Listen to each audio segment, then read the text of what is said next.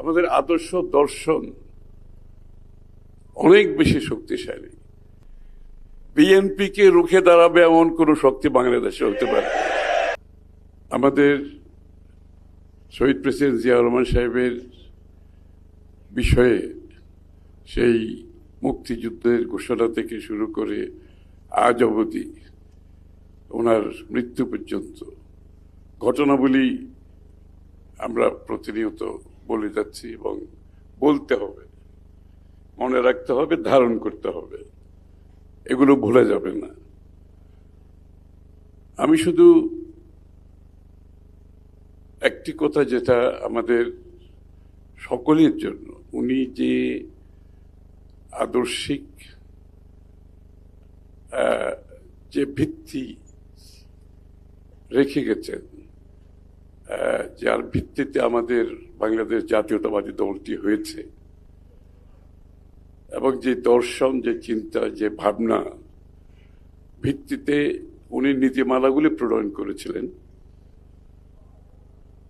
আজ অবধি আমরা কিন্তু সেই নীতিমালা থেকে সরে দাঁড়াতে হয় না।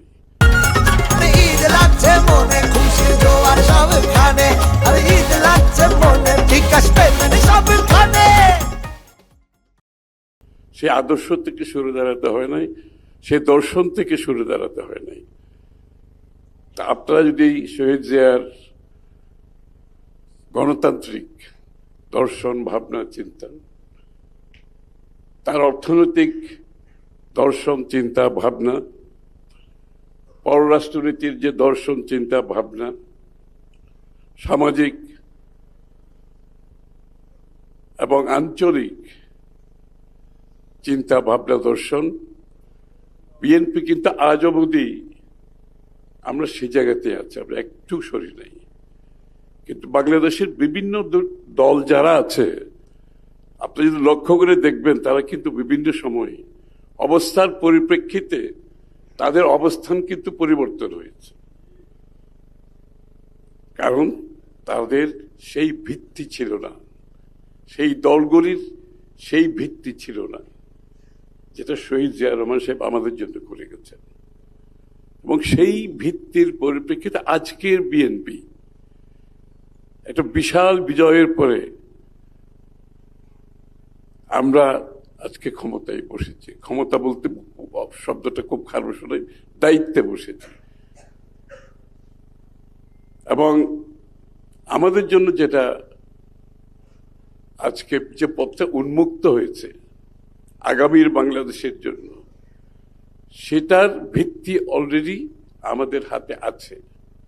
যেই ভিত্তির উপর বিএনপি আগেও সরকার পরিচালনা করেছে, বারবার একটি ভঙ্গুর রাজনীতি, অর্থনীতি, পররাষ্ট্রনীতির থেকে আবার আমাদেরকে স্থিতিশীলতায় আসতে হয়েছে, বারবার আবার আমাদেরকে সমৃদ্ধির পথে যেতে হয়েছে। ঠিক এইবারও একই অবস্থায় শহীদ প্রেসিডেন্ট জিয়াউর রহমান সাহেব যেটা পেয়েছিলেন, দেশনেত্রী বেগম খালেদা জিয়া উনিও সম্মুখীন হয়েছেন, আজকে আমাদের প্রধানমন্ত্রী, মাননীয় প্রধানমন্ত্রী জনাব তারেক রহমান কিন্তু একই সংকটের সম্মুখীন আজকে। এবং সুখবর হচ্ছে, আমাদের একটা বড় জনসমর্থন নিয়ে আজকে আমরা দায়িত্ব পেয়েছি।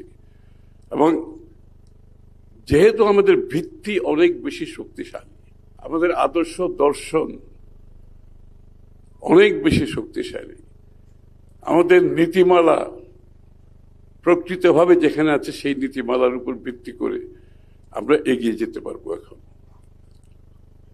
আপনারা লক্ষ্য করবেন, কিছুদিন আগে আমাদের এখানে এডিবির, এশিয়ান ডেভেলপমেন্ট ব্যাংকের প্রেসিডেন্ট এসেছিল, মাননীয় প্রধানমন্ত্রীর সাথেও সাক্ষাৎ করেছেন।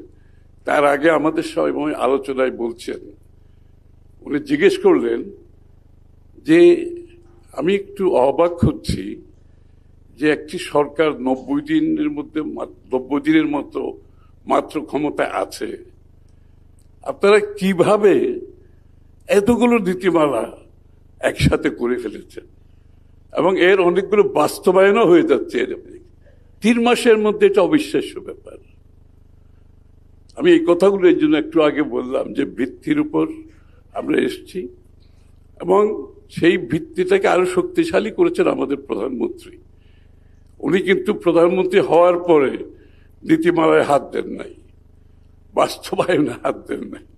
উনি কিন্তু বিগত 2 বছর ধরে এই সমস্ত নীতিমালাকে আরো কিভাবে শক্তিশালী করা যায়, আমাদের শহীদ জিয়ার যে চিন্তা ভাবনা দর্শন, দেশনেত্রী বেগম খালেদা জিয়ার যে চিন্তা ভাবনা দর্শন, এবং হাসিনা পরবর্তী বাংলাদেশের যে প্রেক্ষাপট, সেই প্রেক্ষাপটে আমাদেরকে কি কি করতে হবে, কিন্তু আমাদের সেই ভিত্তির উপর থেকে সেই কাজগুলো উনি সম্পন্ন করেছেন। যেই কারণে সবগুলো নীতিমালা কিন্তু আজকে আমরা সম্পন্ন করতে পেরেছি এবং বাস্তবায়ন হতে চলেছে একটার পর একটা।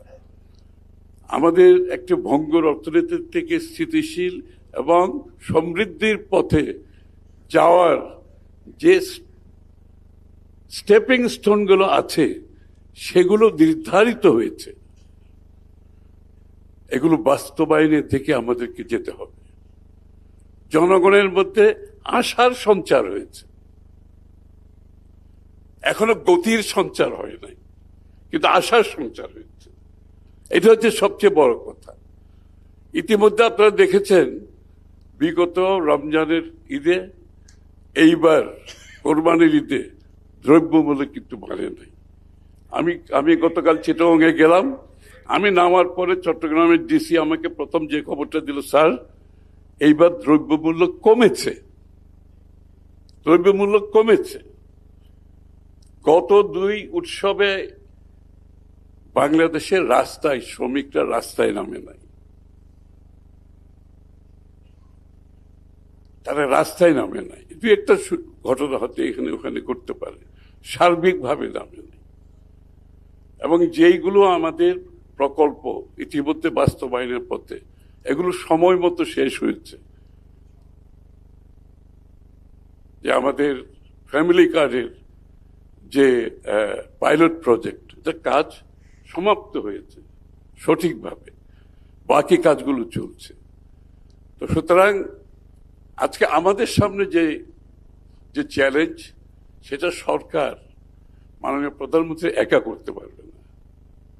আমরা দল হিসাবে আমাদের সকলকে যার যার অবস্থান থেকে এগিয়ে আসতে হবে। আমি খালি আপনাদের কাছে একটা অনুরোধ, মাননীয় প্রধানমন্ত্রী যে দৃষ্টান্তগুলো স্থাপন করছে, আমরা যদি সেটা ফলো করি, বিএনপিকে রুখে দাঁড়াবে এমন কোন শক্তি বাংলাদেশে হতে পারে। সবাইকে ধন্যবাদ।